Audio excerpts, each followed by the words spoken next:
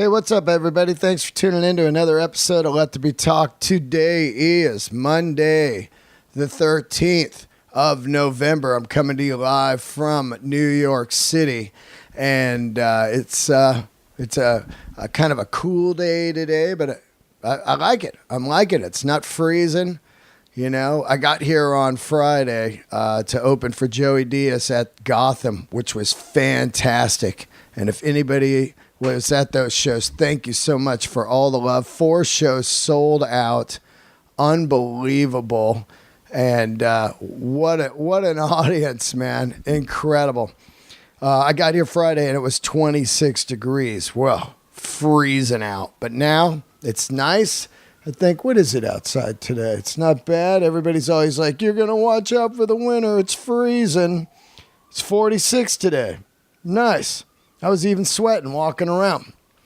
Anyway, loving it here. Fantastic shows. Thank you to Joey Diaz, man. Oh, my God. Bringing me to the New York Comedy Fest, having me open for him at Gotham. Crowds were insane. It was great to meet a lot of East Coast church and Let There Be Talk family. Everybody that loves when Joey and I talk about music. It was great.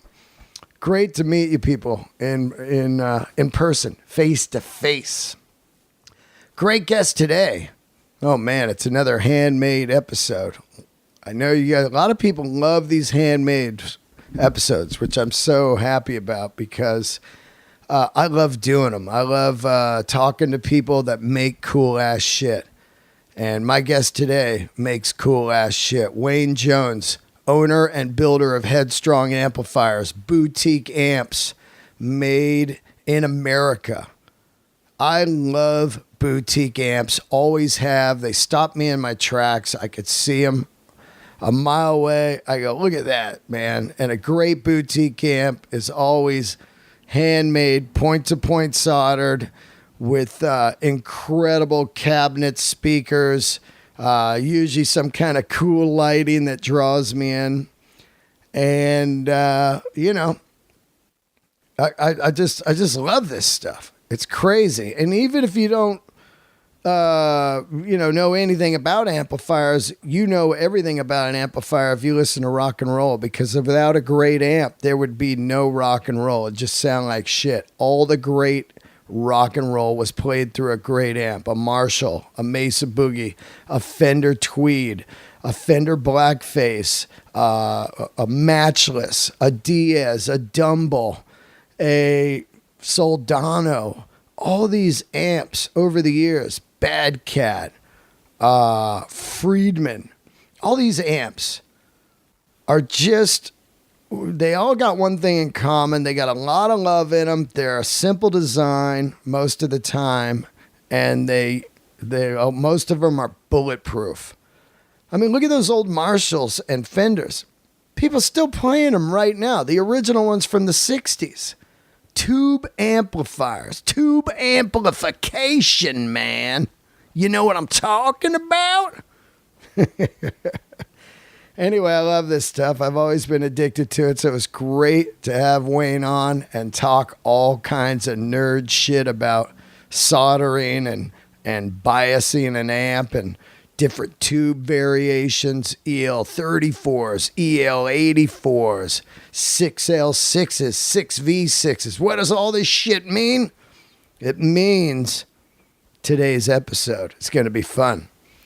Before I get into the episode, let's just give a couple quick shout outs right here.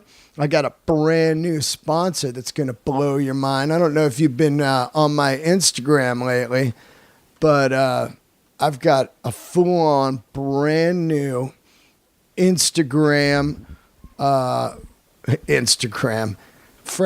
brand new sponsor. God, I'm so out of it today. My voice is kind of shot too. You know, just fucking going crazy. Carson Hess 81. Go to that Instagram right now and look at Carson Hess, artistic guitar builder in Midland, Michigan, specializing in relic guitars / historic makeovers of your genuine Fender, vintage guitar restoration. That all sounds like good or whatever. But what I'm going to tell you is this guy makes the meanest guitar going right now in America. Another handmade king, and he will be a future guest on here. He is a sponsor, and I am proud. You need a guitar built, don't go anywhere else. Go to Carson Hess 81, CARSONHESS 81, and get a guitar built. Go to his website, Hess SPD. So that's HESSPD.com, and look at this guy's art. That's what these guitars are. They're pure art. This guy is blowing my mind in the relic world. Check him out. Get a guitar built by him. Tell him I sent you. Santa Claus is coming to town, and hopefully he's going to bring you one of these damn guitars. My other sponsor, the incredible El Cajon Harley. Almost 2 years being a sponsor, and I'll tell you what. Go there right away and get this brand new Harley that came out this week. I am in love with this bike already. The Sport Glide came out this week. The 2018 Softail Sport Glide. Go down there, ask Greg Riley, can I get a Sport Glide? I want to be cool. I want to do wheelies. I'm ready to get the high bars and the fucking rock stars.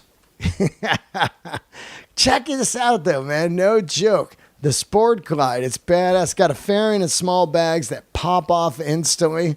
Inverted front end, adjustable suspension.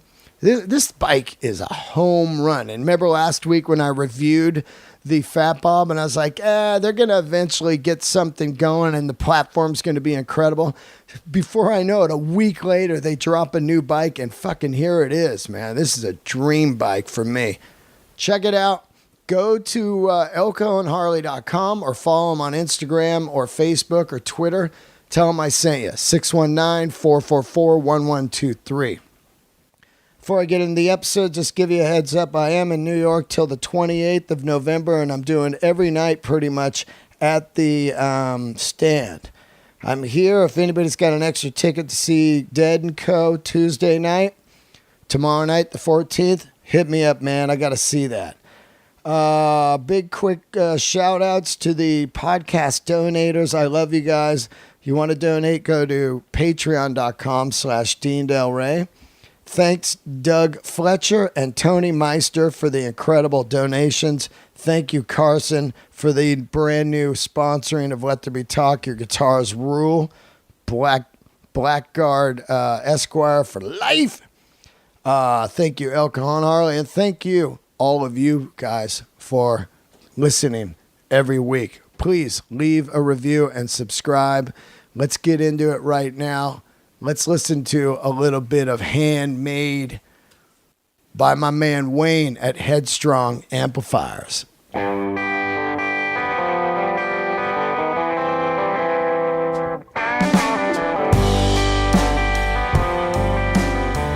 All right, here we are, another episode of Let There Be Talk. This will be a handmade episode, yes, a handmade episode. And you know how you guys, I've been freaking out lately again on guitar equipment, guitars and amps and all that stuff. It's like Pacino on Godfather. It pulled me back in.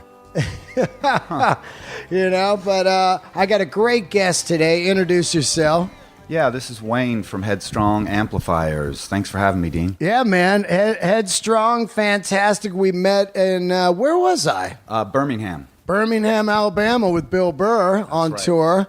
And you came out to the show, and you live in North Carolina now. That's right, Asheville, North Carolina. How'd you find out about me? Actually, I found out about you because Burr talks about you a lot on his podcast. Marin's mentioned you more than a few times, and then I YouTubed and saw a little bit of your act, and I was like, yeah, if Burr's going to be there and Del Rey on the same bill, I'm in. And then you were a big Black Crowes fan, right? Yes, huge Black Crowes. I'd say of bands that have come out in the last, say, 20, 25 years, the Black Crowes are right there at the top for me. They really are, right? It's insane. Like, I mean, Mark Ford is so underrated. It's crazy. Like, we were just, I've got this incredible guitar that Carson built me, and he's going to do the show pretty soon. But it has this pickup in it, and we were YouTubing the pickups, and it just sounded like Southern Harmony, you know? That Mark Ford on Southern Harmony and Amorica and Three Snakes is just unbelievable, that guitar playing. It's definitely up there with the Stones era of Mick Taylor, you know? Absolutely, yeah. I always tell people I have 3 favorite 2-guitar bands. Black Crowes with Mark Ford and Rich Robinson. The Stones, that's 69 to 75 era. Amazing. And then the Allman Brothers. Yeah. Those are my, the interplay between those 2 guitar bands. I've never heard it rivaled. That's just my opinion, yeah. of course. I really think what's bizarre to me is the Black Crowes. It's almost like that first record has kind of hurt them in the most world in people's eyes of like, oh, isn't that some 80s band or something? You know what I mean? Even though they sounded nothing like that 80s era or something, there's all these great records out from back in that, like Blind Melon and, the Black Crowes' first record, which I don't listen to a lot, but it got me into it. And it was amazing to see how far they went from the next record into the next record. Yeah. But I think that if that band was around from the 70s, people would be out like right now, arenas, people would be going like greatest band ever, you know? Yeah. Yeah, I think a lot of people discount them too because the first record was very Stones-esque. Right. And most people think, oh yeah, I love the Black Crowes, that song, She Talks to Angels. And it's like, while they are great songs, to me, the pinnacle of the Black Crowes were those 3 records you just mentioned. Yeah. And then also, too, they're way more than a Stones band, way more than a Southern rock band. They're more than a jam band. They're kind of all these things. And then Rich is heavily influenced by that Pink Floyd and The Who and that British thing. Faces. Yeah. Yeah. And so when you mix all that together, that's, to me, is the Black Crowes. It's like a perfect amalgam of just classic rock and roll, some Southern blues roots, not British invasion, but post-British invasion, British rock and roll, and jam band, kind of, little Grateful Dead, little, Fillmore, East Allman Brothers, that kind of stuff. Yeah. Yeah, I mean, it's almost like when you break down their records, you can feel the influences, but then the songwriting is so good. A lot of these bands that influenced them didn't have as many great songs as the Black Crowes have. The Black Crowes are right up there with Tom Petty to me in a way of like some of the greatest songwriting for a long, long period of time. And I think people just take for granted. Yeah. They're like, oh yeah, that band, but I think right now, with Allman Brothers gone and Tom Petty has passed, and we need the Black Crowes more than ever, which is a bummer when you get into this family feud and stuff. I worship the Grateful Dead, and I understand what Chris Robinson's trying to do. He wants to separate himself and go into another area, but I also think that he was doing that in the Black Crowes, Yeah, I agree. I think not 100% on his terms, probably the way he prefers it, which that's his right. I mean, he's earned that easily. I always say I found the Grateful Dead backwards, and however you find your favorite bands is amazing, but, from the Black Crowes and Mother Hips is how I eventually get to the Grateful Dead. The Horde tours, the long jamming, the incredible B3 organ in a band, and all that stuff, and same with the Allman Brothers. I was always an Allman Brothers fan, always. But it's interesting how they opened the door back to me, and here now the Dead's playing. And the Black Crowes are. Yeah, right. Yeah, that does seem a little backwards. It should be the other way around. Yeah. Speaking of the Grateful Dead, were you at the Bill Graham tribute show? Because you said you're a Bay Area guy. Yeah. I lived across the street from that. So you were basically there. Yeah, and I lived in the Richmond district, and it was in Golden Gate Park. Yeah. And I remember it was still in my days of fuck the Grateful Dead and the hippies and these freeloaders, because I had a bad taste in my mouth of I worked every day, and there would be these kind of rich Berkeley kids that just sleep on Haight Street and thought it was cool. Like, dude, man, I need a miracle. And it left a bad taste in my mouth, and I'm still regret that a little bit of not being a little more open. Of like, I mean, fuck, you know, those guys, they stamp the badness of the dead, you know, which is a bummer because I'm into hippie thinking and forward thinking and be cool to each other. I love that whole thinking, but I hate freeloaders. Yeah. It's almost like they've sectioned off a part of that theology and made it their own, which is basically just the surface of it. And then they sit on the street begging for stuff and kind of want to look like and act like they're part of it. But in reality, like this part of, you know, the heart part of it, they're not really connected to. Yeah, I don't really need a psychiatrist to really figure out what was going on with me. As far as like, I had a bad stepdad. He was a freeloader, so I didn't like freeloaders at all. Okay, yeah. So there it is, and there I am working every day of my life just to survive. My mom would work like, you know, long crazy hours and never not worked and everything. So freeloading and people looking for an easy way in. It goes with comedy. Who are able-bodied and should be able to get up off their ass and earn their keep. Yeah, man. Right? You know, like laziness is just a bummer thing in people, and it just chaps me the wrong way because I've just worked my whole life and worked my ass off to try to get some. I work right now 7 days a week. Yeah. This fucking podcast, flying all over, doing comedy, writing, auditioning, trying to book guests. It's grueling, but I absolutely love it. Which brings me around to why you're here, because you are a definition of what I love in the world that I've met since I've done this podcast. I love to have rock stars and actors and comedians on, but I also love to have people on that make stuff and don't work for the air quotes the man, right? You know, right. And I think that it really is the soul of America, these great items. And people, I really pride myself when people email me and go, hey, man, what are those boots you're wearing? Or what's that jacket you're wearing? Or who made that guitar? Or, you know, anything. Yeah. Where'd you get that motorcycle? You know, anything. And I think that that's really what I love about old school America. Yep. Is when people actually made stuff. And the term made in America, as cheesy as that sounds, is it means something. Yep. And, you know, and so you make amplifiers, and I had a mad addiction for amplifiers back when I started playing guitar, because I didn't start playing guitar. I played music 25 years, but I realized somewhere along the way of the last 10 years of playing music, I better learn to play an instrument, because I can't play without a band. I would just be, that's why I love comedy. Yeah. I just go and it's me. My work ethic, my everything is me. My failure or my success is from me, not two or three guys, you know? Right. Once I learned I needed to play an instrument, I started to learn guitar, and this is right around, I'd say maybe 98, when relics start to get big. Fender relics, Murphy Pauls, 97, you know, maybe 98.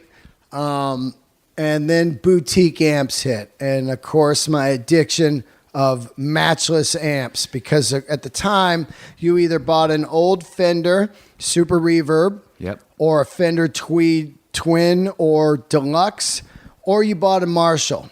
Right. You know what I mean? And those were the amps. And the problem I was having was these amps were fucking loud. And my band was new, and we were not playing big, loud places. Yeah. We're playing places like the Hotel Utah in San Francisco, Nightbreak, the Paradise Lounge, you know, stuff like that. Yeah.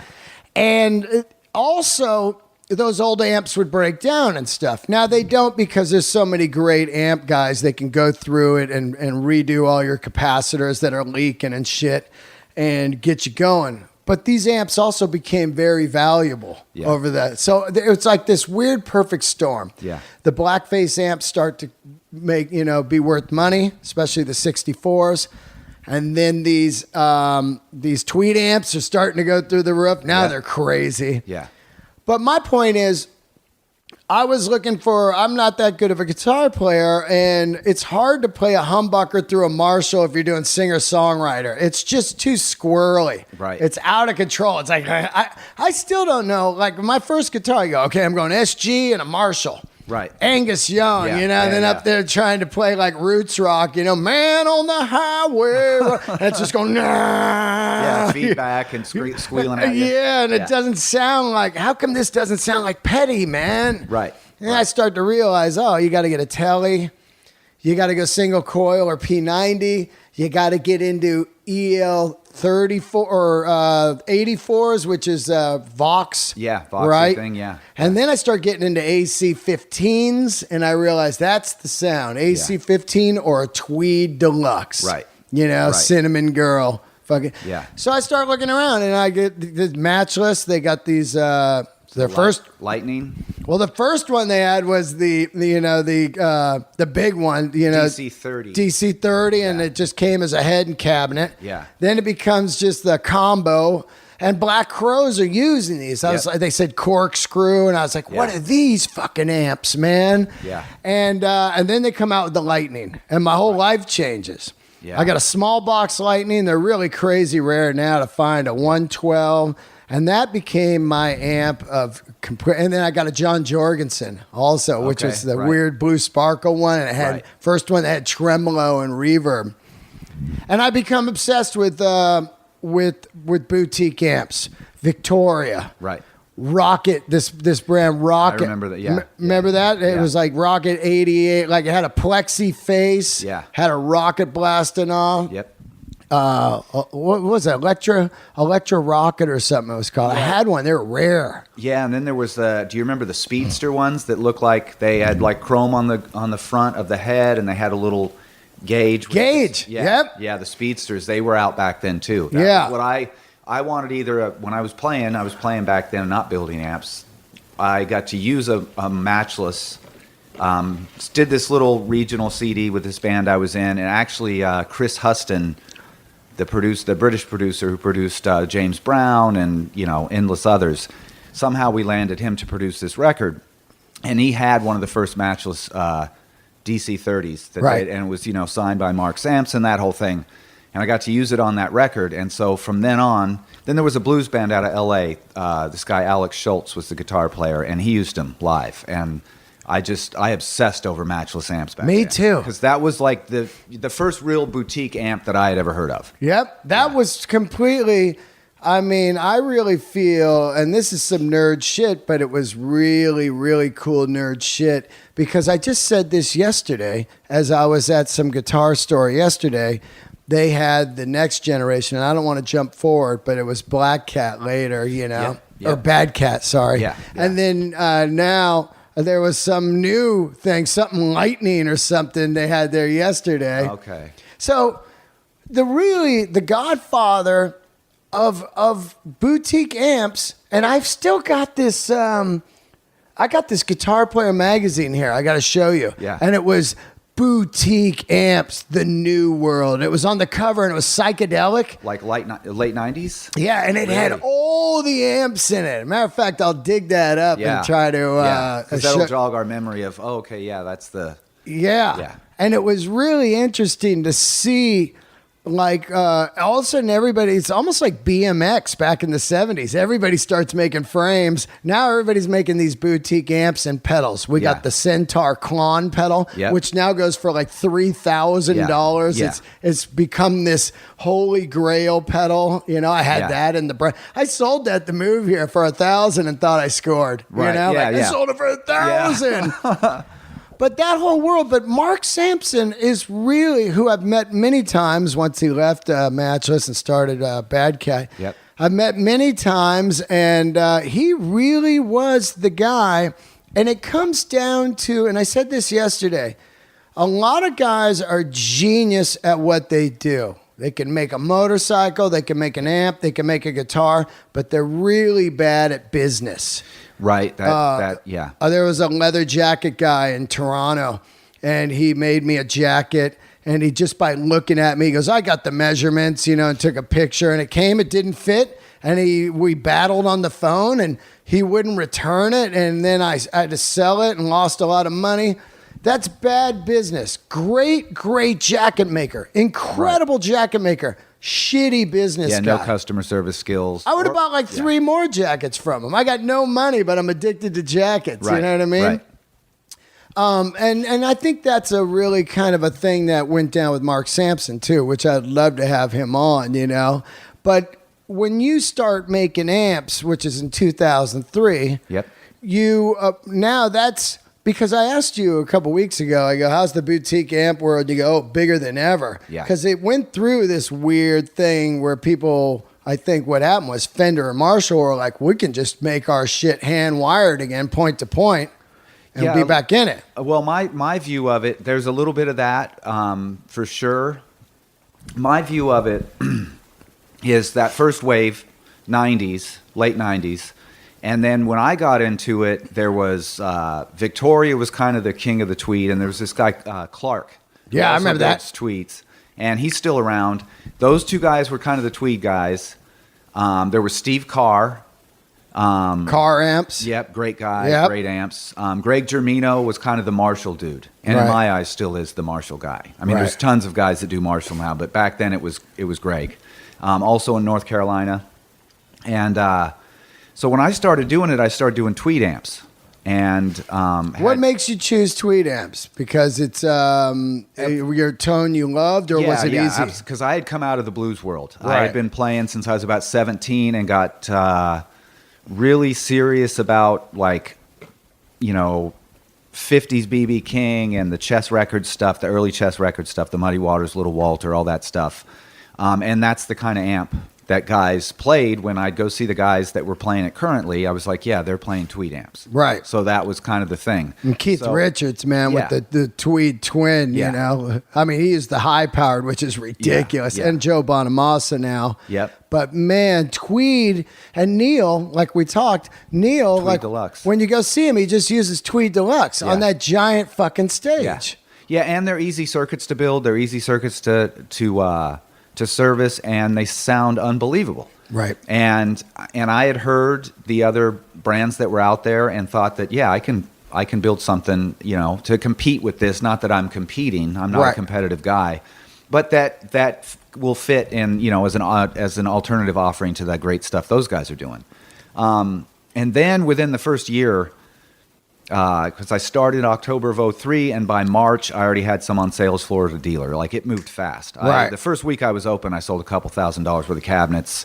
Now, how do you know how to build amps at the time? Mainly from playing all the blues guys I played with. They all worked on their own stuff. And when I bought vintage amps, and I'm like, oh, can you show me how to, or can you bias this for me or do this? And they're like, no, but I can show you how to do it. Right. And so old dudes, I was in my 20s at the time, late 20s, and all these guys were in mid to late 40s, and they had closets full of vintage Fender stuff, and they loved to talk about it. So they showed me how to bias an amp. I let somebody use my Super Reverb, and he's like, yeah, it sounds great. It was 67 Super Reverb, still pre-CBS. Yeah, love it. And he's like, it sounds great, but it's a little cold. Need to, rebias it. And this guy's name's Marco Savo. If you're ever in Portland, Oregon, you should try to find him because he's a monster guitar player. Yeah. And I said, can you bias it? And he's like, no, but you can come over and I'll show you how to do it. And that was the first time I learned how to bias an amp. Now, what's biasing an amp? Basically, it's like setting the idle, in layman's terms, like setting the idle on your car. So when the car's warming up, the same as with the tubes warming up. Once the amp is powered on, there's nothing plugged into it, no guitar signal. It's just sitting there at idle. And as you apply signal to it, it's going to go up. Okay, so what you want to do is find the ideal point for it to sit at idle, so that you can get. To me, a lot of people look at it as to run the tubes optimally, which that is in my mind. But my main concern is for tone. So just like tuning a Harley. Yeah. Right? Well, it's like those, like Eddie Van Halen back in the day with power soaks and all that. Yeah, he would use the Variac to turn the wall voltage down so that his 100-watt amp would run at like 50, and then he could crank it. Right. and get the tubes to compress. So what you want to do is find that spot at idle to where, depending on where you're going to play, how loud you want to play the amp, finding that sweet spot in there. So basically, yeah, biasing, and then, you know, a couple other little simple things he showed me, and I've always been somebody that if you show me something once, I've got kind of a photographic memory, and if you show me an amp chassis that's completed and give me the parts to complete that, right, to copy that, I can do it, no problem. Right. I do that with everything. You know, just show me one time and I can do it. So that's kind of how originally I was just going to start a website to sell parts and cabinets and things like that, and then do some service work. Now, were you building the cabinets by hand? No, I was using Mojo, same as I use today. I was saying, you know, because I didn't have the facilities to finger joint. Right. And I knew how to do it, but I didn't have the facilities nor the equipment to do it. Those are the same guys like Victoria and everybody uses? Victoria, I would say at one point, Mojo was probably handling 90% of the cabinet business for the boutique world. Now there's a few guys on the West Coast, some guys even on the East Coast doing it that can compete a little bit with them. Right. But I've been, you know, that goes back to my story. What was going to start as just a parts supply house and a repair shop quickly turned into an amp company because of one of the guys that owns Mojo, who's kind of like this mad scientist guy. He's not the business guy. He's the mad scientist guy. Right. And he's like, man, you should start building amps. He's like, your business sense, and in a few years, this boutique thing's going to be huge, and you're going to be one of those guys that's been doing it. You'll get mentioned with Victoria and Matchless and those guys because you got in before the rush. Right. And so it was kind of a happy accident. So I started in October, and by March of 03, or October of 03, and by March of 04, I had amps on the sales floor. I was an amp builder. Wow. Like that quick. And that's when I kind of knew. I was like, okay, this is what I'm supposed to be doing. Like, this is working. Now, were you... because my thing is, were you tweaking them or just making exact replicas? Replicas. Right. Yeah, that's all. I mean, there's a few things I do that are my own thing, but they're all going to be amalgamations of stuff that I love, which is old Fender. Yeah. And, old Fender, really also, though, is that if they buy one of your amps, you really do need to have the years of burning in those capacitors and everything to get the warm sound, right? Well, I feel like, you know, there is some of that. Yeah. But the fact that there were so many Fenders built, to find that 1 or 2 or 10 that are just like the best ever of that model, it's tough. It is tough. There's because I plugged in, them. I plugged in a zillion tweeds, and you're like, ooh, ice picky. Oh, yeah. Oh, no power. Oh, shrilly. Yeah. Oh, fucking. Some of that can be just that they took it to the wrong tech, and he biased it too cold, and all of a sudden it sounds like crap. And Wow. And when I started doing tweeds, I took them down to a few places that had the other tweed models, and they're like, man, these things, they sound really warm for a new amp. How long do tubes last? Like a year? I mean, because they start to get microphonic. Yeah. Well, okay. So power tubes, they're the ones taking the brunt of the big current. ones. Yeah, they're taking the brunt of the current and the voltage. So those are going to burn out even with light use. 1 to 3 years. Right. Guys that are playing every weekend or touring probably have to change tubes 2 or 3 times a year, just because. Right. You're going to start to notice bottom end's going to start to get a little looser. It's not going to seem as loud as it used to. Things like that start to happen. It's almost always the power tubes. Just change those, bias them to where they were, and same brand usually now. That's easy to do. And so you're able to kind of keep that consistent tone. To me, that's a benefit of using current production tubes as a manufacturer, especially. Compared to new old stock. Do you buy into that myth of the new old stock? Because I remember there was a while where I'd be on eBay shaking down this, or even when they would sell the amps, it'd be like with new old stock Jensens, or Russian Svetlana. What are the Svetlanas? Or Svetlana, yeah. So there's 2 different kinds of Svetlanas because they still make them, but the old ones were built at this certain factory in Russia, and so those have become kind of the Winged C. I think there was a lawsuit or something. I never used those as much. Let's see. You believe in that stuff, though? I do believe in the new old stock, especially separating the amp manufacturer from the guitar player. Absolutely. I have some Telefunkens and some Mullard preamp tubes that, in my amps, that's, to me, the tube thing. If you're going to spend your money on new old stock, they've gotten so expensive. If you want to get the most bang for your buck, in my opinion, you go the input channel of your preamp tube, which on a Fender amp, say a Princeton Reverb, that's going to be your very first tube. Looking at the back on the right-hand side, that's where all the tone is shaped. Right. You're going to get the most bang for your buck there. The reverb driver and recovery and phase inverter, you will notice a difference. But if you want to hear an immediate difference, then you plug in a new old stock there. And then the power tubes are second to that, I think, and a close second. And then the rectifier tube. The phase inverter and some of those other tubes, you can tell a difference. But honestly, to me, like for the average guitar player's ear, you're going to notice the biggest difference in the first preamp tube and the two power tubes. And so, but as an amp manufacturer, thinking about consistency, and if I send 3 amps to the same store, I need them to all sound the same. You don't want the guy to go like, this one sounds better than the other one, and now all of a sudden people think that one's a dud. Yes, and so now if somebody goes in and there's 3 different colors of the same model, the only thing they're choosing is what color they want, because all 3 of them are going to sound the same. They're going to. I wasn't thinking. No, it wasn't Jensen. It was GE. The GEs. So you had the GEs, RCAs, the Philips. Yeah, Philips. So those were like really popular. Yeah. They used a lot of those Philips in the blackface amps. The tall bottle Philips, and then they had some Sylvanias. Yeah. And then the European stuff was Telefunken, Mullard. Mullard made some of the best EL80 or EL34s in the old Marshalls. Those were some of the most coveted, and they do sound incredible. Right. So what do we got on Marshalls? The 34s. Yep. The Vox is 84. Yep. And what is the 6L6 on Fender? Fender 6L6 starts at Vibrolux reverb in the blackface. Blackfaces. Vibrolux up to twin. What's it on the Tweed? Tweed, it's 6V6 for the Champ and Princeton. That's a single 6V6. And then I think on the Harvard it goes to 2 6V6s, and then the Deluxe is 2 6V6, the Vibrolux is 2 6V6.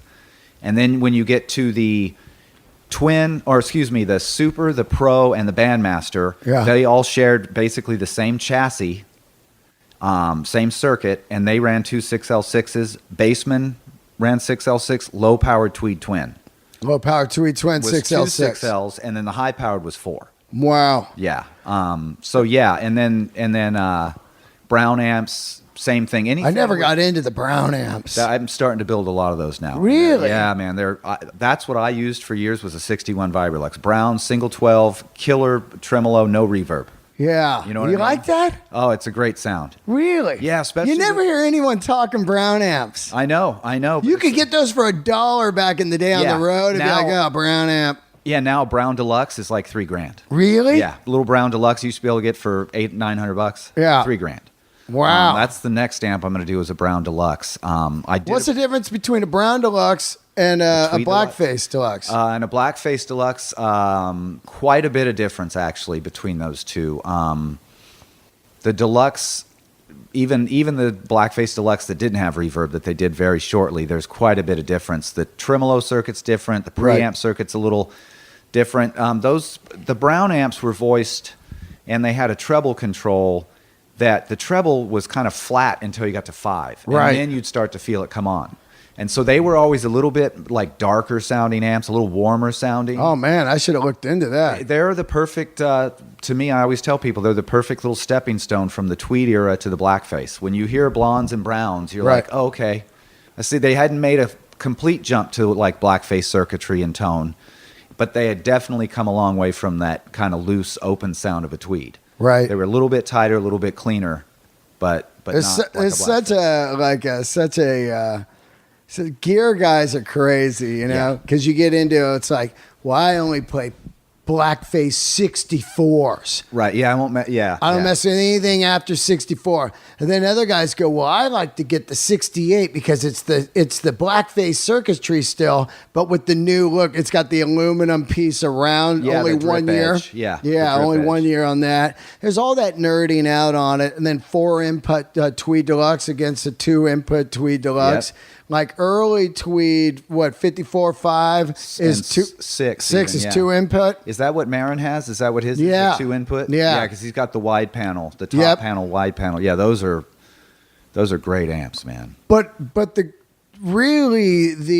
I think the all-time greatest amp would be the 4 input deluxe. Late 50s Tweed Deluxe. 58, which is 59. What I'm going to build for you. Right. Yeah. Now that is what are we looking at there? It's amazing that Leo Fender built this stuff, never played guitar. Right. So I got this, the Esquire, the Blackguard Fender, and the Strat, never played guitar. And then he's got amplifiers and he never played guitar. Yeah. And they are all the greatest, Yeah, and that, to me, what makes that Tweed Deluxe so great, and that was the first Headstrong model that hit sales for us, was Right. a 57 through 59 narrow panel Tweed Deluxe, 4 Right. input. To me, it's it's just direct, simple circuits. Right. You know what I mean? It's a volume, 2 volumes, 1 for each channel, and a tone. And there's hardly any capacitors in the preamp. It's just like super simple. It's got what it makes it the way it is to me, and it's the same thing with the Princeton reverb. It has the same part of the circuit. There's the phase inverter is what sends the signal from the preamp, where everything's the input section and the preamp, to the power tubes. And so the little 12AX7s, they're called dual triads because they have 3 pins on each side of the tube. So it's actually 2 tubes in one, if Right. you want to look at it that way.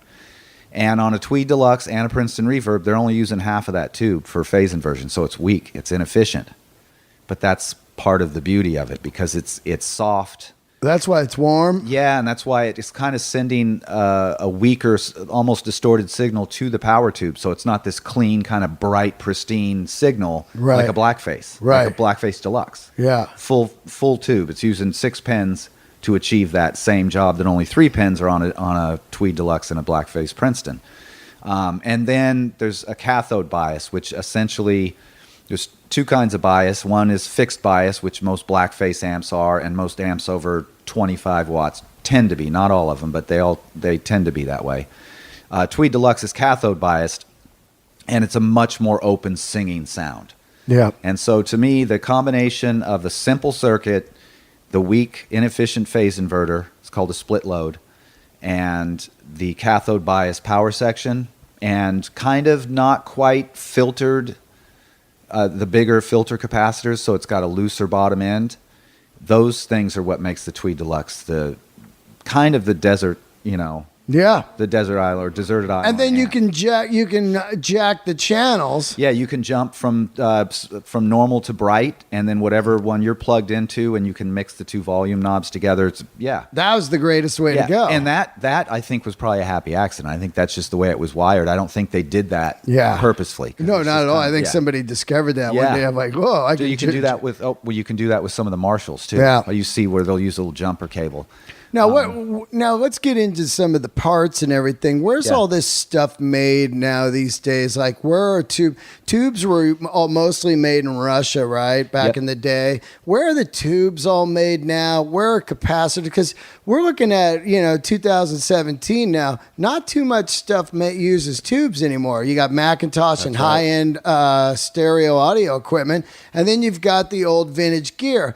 But other than that, nothing uses tubes anymore. So is it like boutique companies making the shit? No, it's military grade facilities, generally speaking, in Czechoslovakia, Russia, and China. And say, early 2000s, everything from China was garbage. Yeah. But now you've got larger companies coming in, just like they do a lot of stuff in China, where they have someone come in and oversee quality control from the States. Really? Yeah, Groove Tubes did it with some of their tubes. So they can stay in business? Yeah, mainly it was that the American companies wanted tubes with their brand on them, but everything coming from China, because the Russian stuff was pretty much all electroharmonics. They handle electroharmonics and Sovtek. Sovtek was originally what New Sensor, that was their first product, and now they handle Mullard and So there's just a couple big companies, Yes, and they there's put only like their names on everybody's stuff. And there's only 3 or 4 factories in the world. There's no more left in the States. No tube places in the States? No, they're not making any tubes in the United States, to Wow. my knowledge. At least on any scale where they're readily available. I mean, most of that equipment had already been sold off. Right. You know, that was a 50s How do they make it? era. It's just glass, and they pump gas into it, right? Yeah, it's glass, so there's the glass blowing part, and then they pump a gas in there, and then there's, you know, a couple different kinds of metal inside the tube, and that for the plate and the filament and things Right. like that.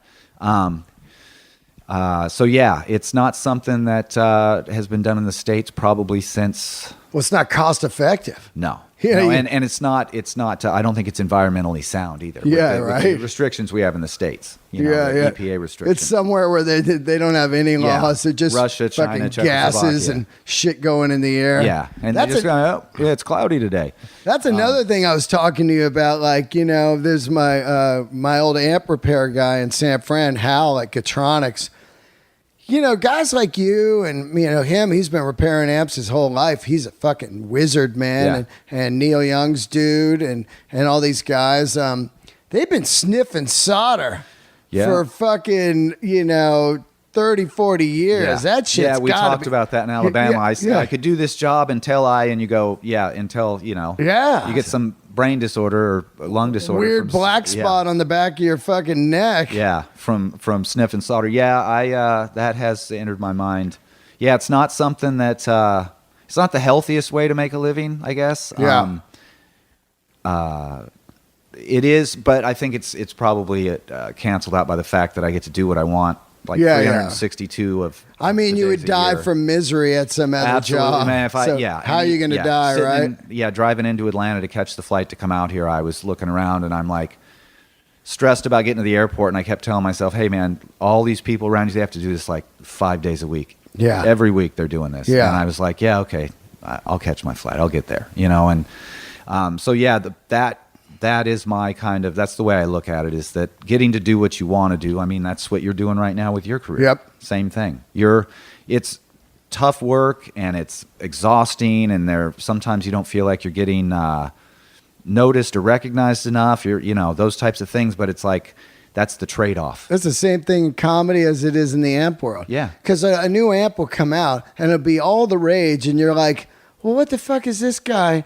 You know, I've been doing this since 03. These guys, But amplifiers, and as I showed you the Divided by 13, Yep, which is great an amp. old favorite of mine. Yeah, great amps. I've got about 3 real big favorites. I went from Matchless, and then I discovered Victoria Double Deluxe. Yep, that's a great amp. And I realized, it's 2 deluxes. It doesn't break up as quick. This is Right. the amp. And then later, Divided by 13 comes around, and I'm like, this is great.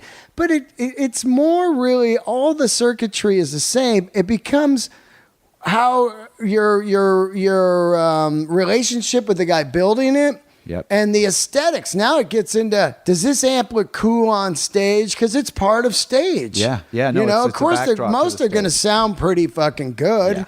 Yeah, you know? almost. I mean, I've been doing this a long time, and I always tell customers, you have a lot of great options right now because everybody's building good stuff. Yeah. You know what I mean? It really comes down to and a lot of times it comes down to customer service and being the accessibility of the builder. A guy that gets too big isn't going to be able to deal with the customer the same way the smaller guy can necessarily, you know?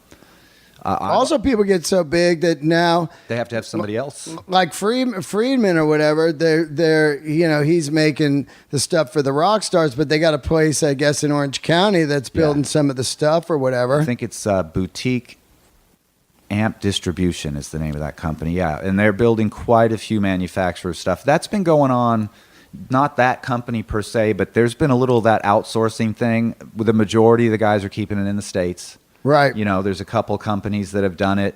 Mojo has done it for people in the past. They've built a lot of, you know, I wouldn't reveal that, but I know of a couple of companies that they're building the majority of their stuff in-house. They're actual amplifiers? Yeah, they were already doing their cabinets. Right. And they offered to do that for me. And it's like, you know, you'll be able to spend all your time focusing on the company and you don't have to build. And it's like, building an amp has become like therapy for me. I go somewhere else in my head and it's a muscle memory thing. And also, I've built every single chassis. Over 1,000 chassis have come out of my shop, and every single one of them has my name on it. Wow. And I decided so getting back to what we were talking about the kind of... The aesthetics? Or the up and down of boutique amps. Yeah, so it started like late 90s, like you mentioned, and then the build-up when I came into it until... I hate to use it. Everybody uses this as an excuse, but the economic collapse. That we had, right? 06. Yeah. Fannie Mae. It was getting to the point where it was going to be what it is now, back then, and that's when because I had a month I shipped out. I had to actually have my brother come help me do final assembly and shipping stuff because I shipped out 25 amps one month. Wow. In 06, I think. 25. That's like almost one a day. Yeah. Yeah, I mean, I was working 16-hour days, 7 days a week, 18-hour days, whatever. And I just, that was when it was kind of like, okay, do I want to have somebody else do this for me? And I just decided, no, I don't want something out of house. And then two, I really don't want to have employees because that's a whole new struggle. Right. You're going to hire mostly musicians. And their gigs are always going to take precedence, which they should. Absolutely. Right? You gotta, to them, I respect that as a musician, right? That's your priority, not me. Dude, man, I got a weekend opening up for Quiet Riot. Yeah, I got to take it, man. I'm sorry to leave you hanging. Yeah. And then also too, those people become dependent, and I'm responsible for them and whoever, their kids and their wife, and keeping a roof over their head. And it's just a lot of pressure. And I thought, and then the quality control thing was the biggest. It's like, it's not me doing it. And I've been an employee longer than I've been a business owner in my life. Well, it's getting close now. But because, like employee loyalty is tough to find, man. Guys that are actually going to look at it the same way you do. It's insane. They're like, why are you so fucking aggro on this, dude? The solder's fine. Yeah. And then you get into that situation where people start to resent you because you're the owner, and they're like, well, we're doing all the work, he's making all the money. Well, yeah, that's the way businesses work, man. It's so funny when people think that, it'd be like being an actor in a movie and going, well, we did all the work and the fucking the studio got all the money. Yeah, and it's like, well, dude, go finance your own fucking You mean film. the job you begged to get in on at the beginning, and now you're saying it's, I wanted to back up for a minute because as I really sat here and started digging into amps, because I never prepared for the show because I like the organicness of it just coming out. Yeah. I cannot overlook two powerhouses in the amp world, and one being Mesa Boogie. Absolutely, yeah. And because that 70s, really, I got to think that's really, because people are going to be like, hey, man, what about Mesa Boogie? And now that I really fucking think about it, because my boy Steve McDonald played in my band, he worked at Mesa back in the early days, and Doug Weston and all those guys, I really think about that was really probably the first boutique amp company. That was definitely, because he took Princeton reverbs and souped them up and threw, super efficient high wattage speakers in them, beefed up the circuit. I mean, that was kind of that first Mesa Boogie with the wood cabinet and the cane grill. Yeah, that's shit. That's Princeton reverb size, but like you could get it in 100 watts, which is just ridiculous to have 100 watts in that small of a package at that time. With the graphic EQ. Yeah, it did not exist. Like, and it looked beautiful. It was unbelievable. So they're coming from the world of Alembic up there and the hippies of Santa Rosa and Petaluma and Cotati and all that. Yeah.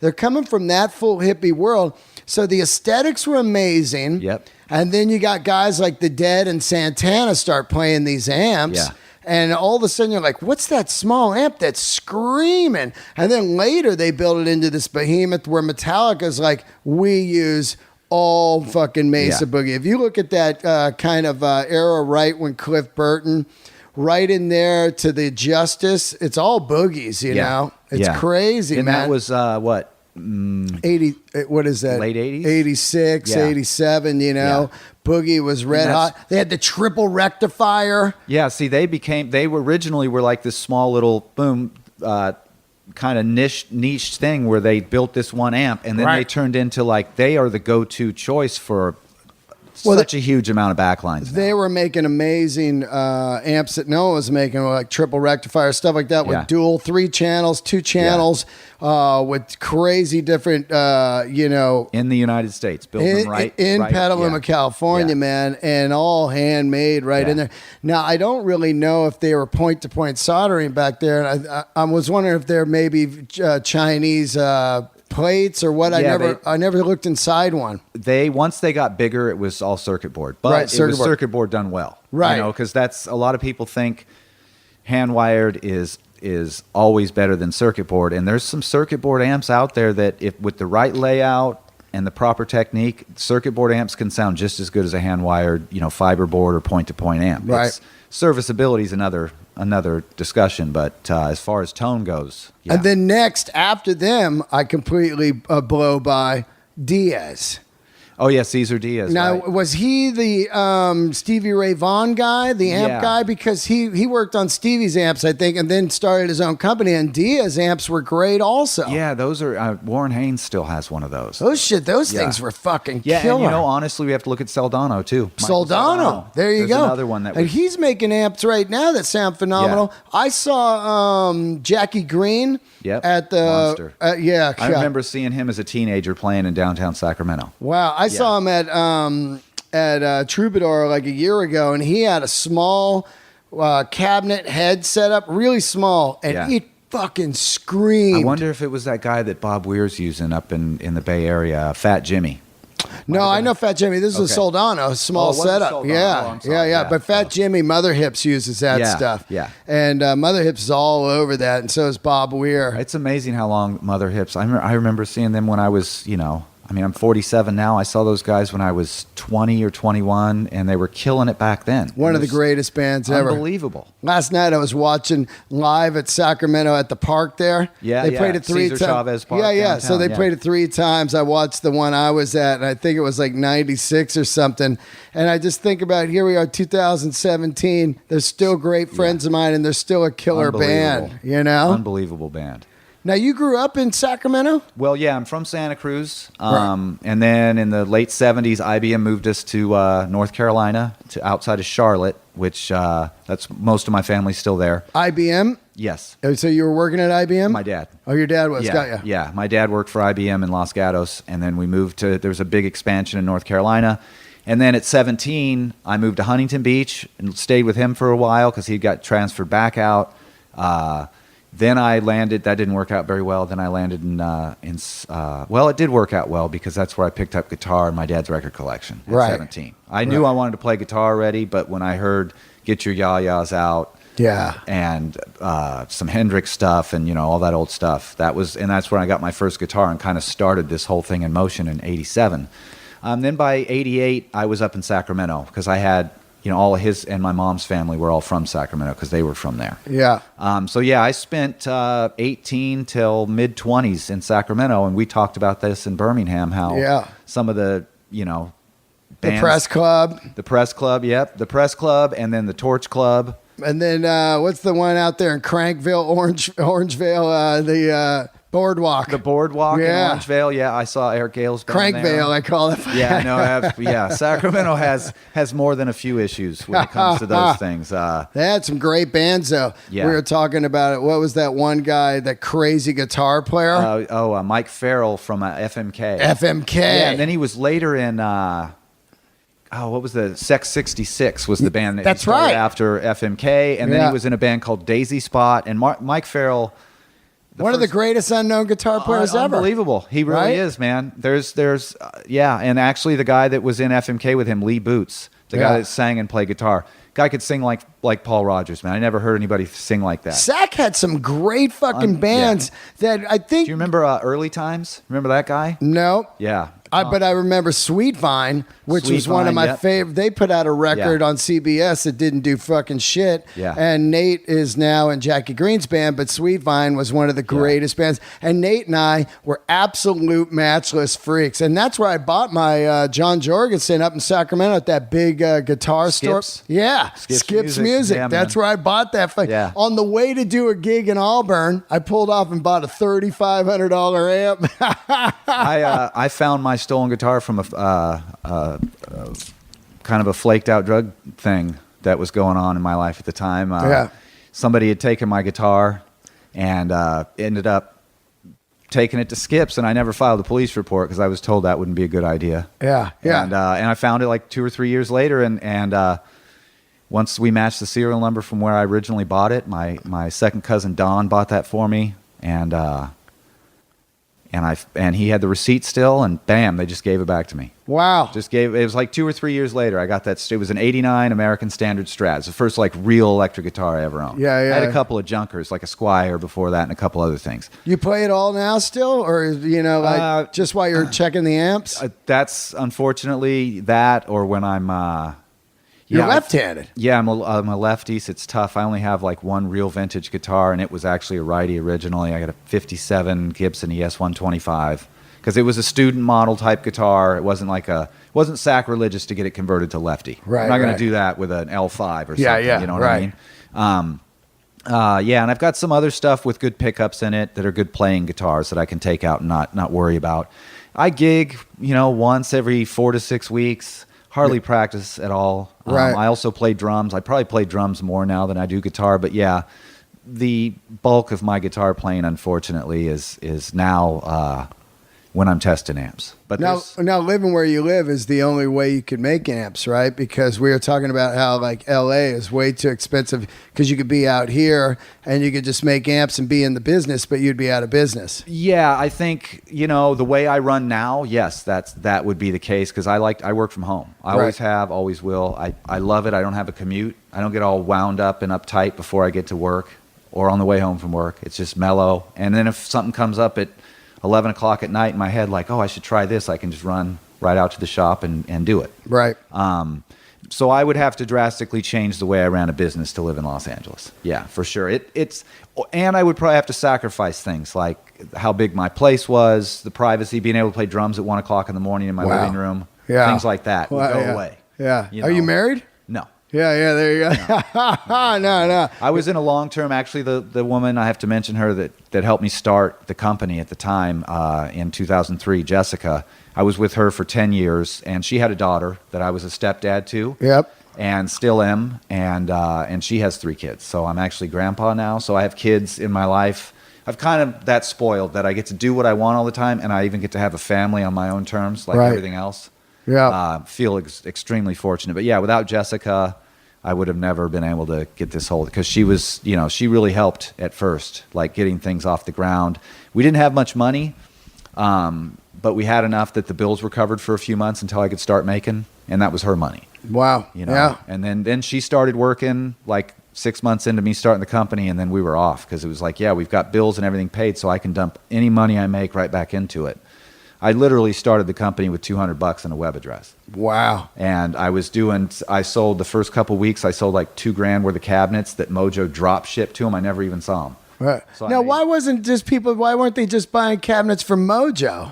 I don't know. At the time, you got to remember, this is like Mojo at the time when they first started. Yeah. The guy who helped me out, Andy over there, he didn't really want it to be what it is now, or didn't envision it. I think he probably wanted it to be different. They didn't have like a catalog or anything. It was all private stuff. They were trying to pretty much just cater to the wholesale business, right? Not to the retail end like they are now. They've definitely evolved into something different than they were, and at the time, I learned how to do search engine optimization, things like that. So I was like showing up. It was, you type in amp cabinet, I was beating Mojo because they weren't spending any time doing that. They didn't want to. Right. So back then, there were just a handful of us doing that, and there were and even fewer amp builders at the time. It really kicked Marshall and Fender in the ass. Oh yeah, because they were just making garbage. Yep. And circuit board garbage, and all of a sudden, Fender comes out with that incredible line of their point-to-point, even right now they got a deluxe reverb that just came out that's a vintage deluxe reverb. Yeah, I hadn't figured out how much because I was looking at what they charge for a hand-wired, say, Tweed Deluxe. Yeah. Building a hand-wired deluxe reverb is about twice the labor. Yeah, really? And probably at least 30 to 50% more in parts and things like that. It's just a more complicated circuit. We used to say years ago, it's like, yeah, Fender can't do a hand-wired deluxe reverb. They have to sell it for $4,000. Right. Yeah. But yeah, I think that the boutique industry, yeah, I mean, Marshall has a hand-wired series. Vox has a hand-wired series. Yeah. Fender has a hand-wired series. Let's see what it goes for. Yeah, I'm Fender, curious. Deluxe, Reverb, Hand-wired. hand-wired. Yeah, I saw they announced that at the NAMM show. Yeah. Do you do the NAMM show at all? Nope, never done one. Okay, they're 20. They're Eight? 24. Okay. So Yeah. yeah, they're a couple $100 more than mine. So that's the black flavor. Here's that one 68 custom. Yeah, those are still circuit boards. Okay, yeah. So fuck that. So yeah, here it is. And I think the how much are yours? my deluxe reverb, it's the Royal Reverb. That one's 112 is $22.50. Right. And what seems to shipped. be the most famous or popular amp For me, yourself? hands down, Little King Reverb. I'd probably sell those. Which one? The Little King Reverb. It's the Princeton, and I started. That was actually, we could maybe touch on that. That was what I feel like when I made the shift from Tweed to Blackface. It was with that amp because Right. I could see people building kits and putting them on eBay and selling them completed for a little bit more than what I paid just to get the parts and the cabinet and everything to my shop before I even put it together. Right. The speaker, everything. And I was like, yeah, you can't, that's not going to work for me. I mean, I'm charging $18.50 for a Tweed Deluxe, Yeah. or at that time maybe $17.50. Vintage ones were $2,500 and up. And somebody's selling a kit on eBay for $1,200 and I'm like, well, that's not going to last very long, and because it doesn't take much to build a Tweed Deluxe or a Tweed Champ or a Tweed Princeton. Right. You don't have to be a rocket scientist to pull that off. You just have to have like a mechanical sensibility and some knowledge. Yep. Not dissing any of those people that built those, because everybody wants to make a living at what they love. So. And then I made a decision, actually talked to Andy at Mojo, and I talked about a Princeton Reverb. He's like, you should do that, man. Yeah, that's what we were going to do at first, but then I was like, man, the Tweed Deluxe is where it's at, Yeah. Because I love the blackface, but they're still fucking loud. Yeah, and they're a little bit tighter without the cathode bias and a little bit brighter. That's why I love Princeton's, because they're like a perfect blend of Tweed Deluxe and I say a Deluxe Reverb. They're softer than a Deluxe. They're a little bit, even though they're less wattage, they can be a little cleaner than a Deluxe Reverb. Right. Or than a Tweed Deluxe. So yeah, the idea was, let's start doing a Little King Reverb. I'll call it a Little King Reverb for Princeton Reverb. Had a friend that had an original one. Yeah. Sent the chassis to Mojo, had them blueprint it, and start producing chassis for me. With the deal was that the first year, I would be the only one that bought those chassis. They wouldn't offer a kit for that. I'm looking at it. It looks pretty cool. The blonde one here. Yeah, that's actually the Little King S. Oh, what's the difference? The S is a 25-watt Princeton. Oh, so it's more power. Yeah, beefed up. Oh, here it cleaner. is right here. It looks like a blackface. Yeah, so that's I started doing that in 2004, late 2004. The Selling first one like shipped. crazy? Yeah, the first year I sold, I averaged 40 a year of those. Wow. So, and I build, about 100 amps a year. So 40% of my business is Little King. And then there's all those other models I do that make up these 60%. And some years it was 60, 70% Little Kings, because from 04 to 07, I'd sell, 5 to 10 a month, every month. What rock stars got your stuff? Here we go. I got the artist here. So yeah, let's look at this here.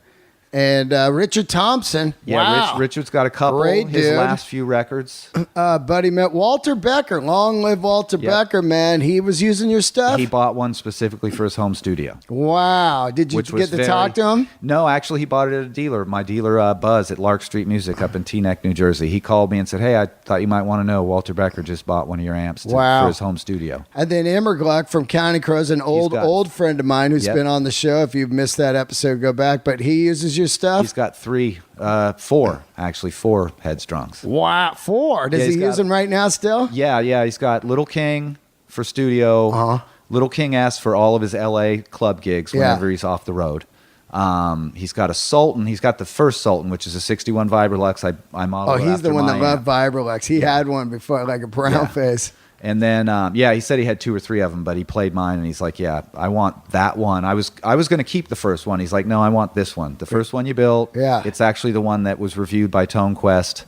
And then and he let me send it to them, and then I send it back out here, and it's actually at Boulevard Recording over on Hollywood Boulevard. And he's got a Blackface Pro reverb, which he's got 4 or 5 of those. Wow. He wanted one that he could take on the road, and I built Wow. that for him a couple years ago. Now you got all the Black Crowes guys, which is hilarious because you got Rich, Mark, and Chris. And the funny thing about them is they're a lot like me. New amps every 8 months. You know, back when I was playing, it was like, this is the new stuff. Yeah. This one, this is the guy. Especially you know, like Rich and Mark. Yeah, I was just with Mark at for the Magpie Salute shows, and there was a guy there that just brought amps to him that Satellite. day. Yeah, The brand guy from new. Satellite. Yeah, those are killer amps. That's what. Yeah, Mark has been my longest endorsee. He's the first guy I landed, like the first big guy. Right. When I found out the Crowes were getting back together in 2005. Yep. I was like, that's the band I want to work with. And I had a friend, my buddy Jimmy Bott, unbelievable drummer and studio owner up in Portland, Oregon, played in Federale. Oh yeah, Federale. Yeah, with Mark. He was the drummer in Federale. Yeah. With Mark Ford and Luther. Yeah. I can't remember Luther's last name. But anyway, he called Mark, and they were coming through Charlotte, and Mark called me and said, or emailed me and said, hey man, I'm set for amps, but I was building a reverb vibrato unit. So it's this 3-knob standalone Fender reverb, coupled with the true pitch shift vibrato that was in like Brown Pros and concerts and stuff. Wow. All in this little effects unit, which he still uses. Went out to see the Black Crowes, my favorite band. Like, Yeah. you know what I mean? And I'm sitting on, first of all, I get there early, hang out with Mark. Yeah. Let him try some amps, and then Rich comes in and tries some amps, and they're like, wow, these. And then the guys from the Drive-By Truckers, that's when second time I had met Isbell. I'd met him just a little bit before that, Jason Isbell. Super nice guy back then, still super nice guy. And yeah, Mark took that reverb unit. They set us a couple of, card table chairs sitting right on the stage, right behind Mark's stack for the show. Rad. Right there, man. Like watching it go down. You know what I mean? Yeah. So yeah, he's got the reverb vibrato unit. He's got a Little King, which is the Princeton with a 15-inch speaker. That's been if you've seen him in LA in the last, say, 10 years at small places, he's got at least that on stage. With a among other 15, things. crazy. Yeah. So it's like a miniature, like Pro reverb. Yeah, exactly. Yeah.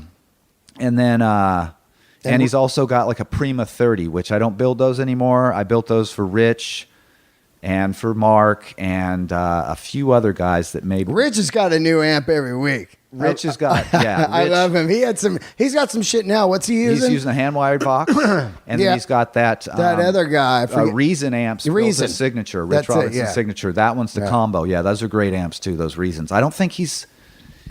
He had the hand-wired Voxes last time I saw him. Yeah, the those are hand-wired great. Yeah, I love the 15 in the Fawn. We touched earlier on, like, the gear stuff, the guys going crazy. It's got to be this amp.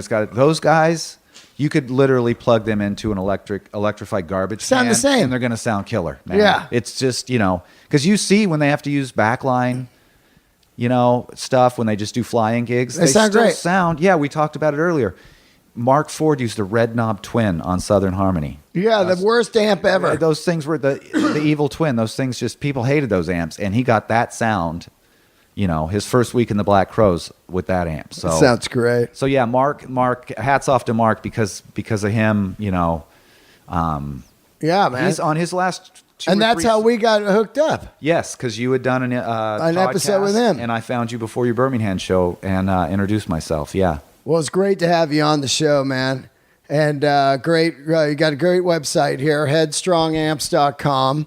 And any deals if they heard you on the show here? Absolutely, 15% off any amp and free shipping in the United States. If you're overseas hearing this, still the same 15% off, and I'll cover half your shipping over. Wow, rad. Yeah. And to this day, what one do you think is your best amp? Well, quality-wise, they're all right there. My favorite is going to be it depends on the gig. Little King has got, I have to hats off to Little King. It made my company. It was what nobody was doing, a Blackface Princeton reverb in 04. Right. Now there's 20 guys doing them. Yeah.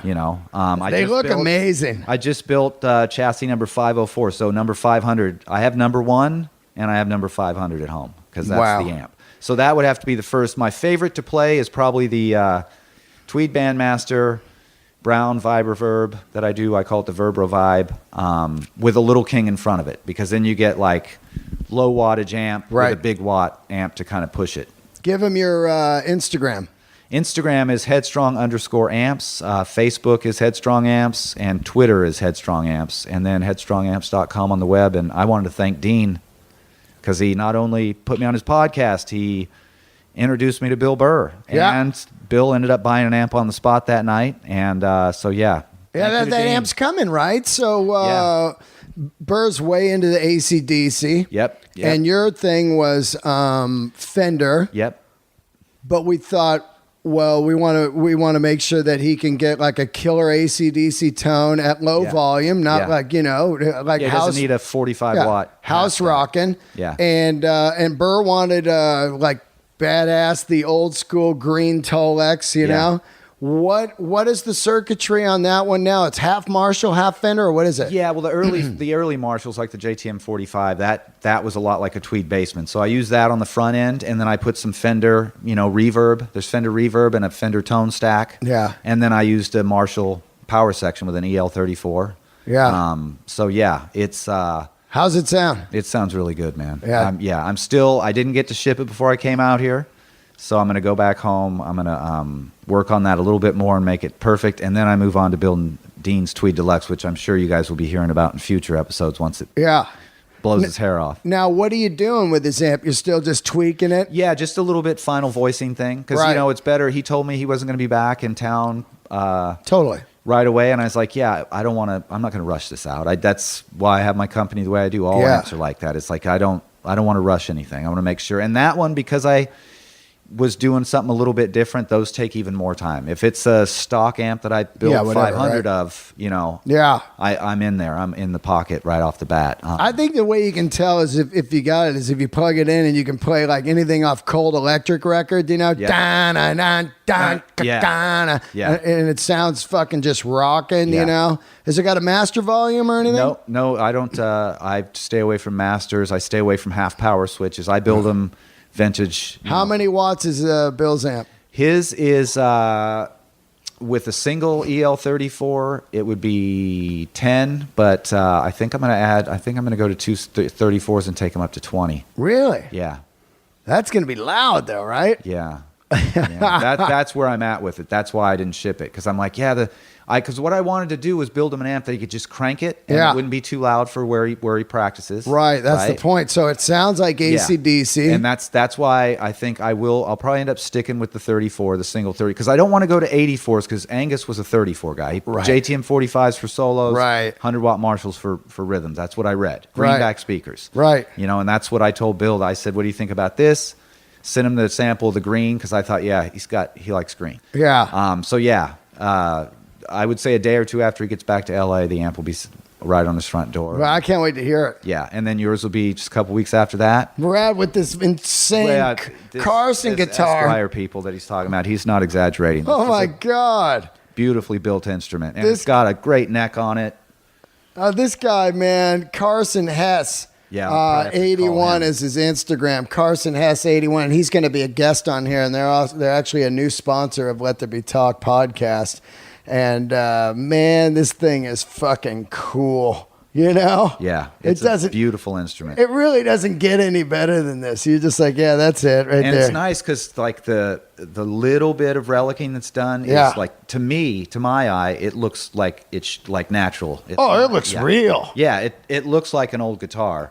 You know what he said? He said it was great. He goes, I wanted to make it like a guitar that was just sitting in someone's house for years. You didn't get beat to death. Didn't get beat up. It's just around the house, but never went out gigging. Yeah. It's just got a couple little nicks on the corners. And it's the way, I mean, it looks like a naturally aged guitar. And the color is badass. Yeah. It's so bizarre, the color. It's like a cigarette smoked. Yeah, it's butterscotch blonde, but there's that patina of like, it's been sitting in a smoker's house. Yep. And not in the case. And not in the case. Yeah.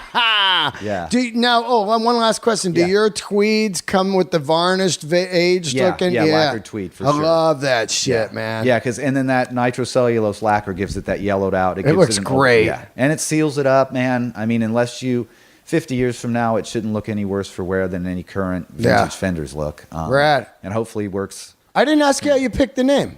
Headstrong. Oh, yeah. It was kind of amp heads, Headstrong. Yep.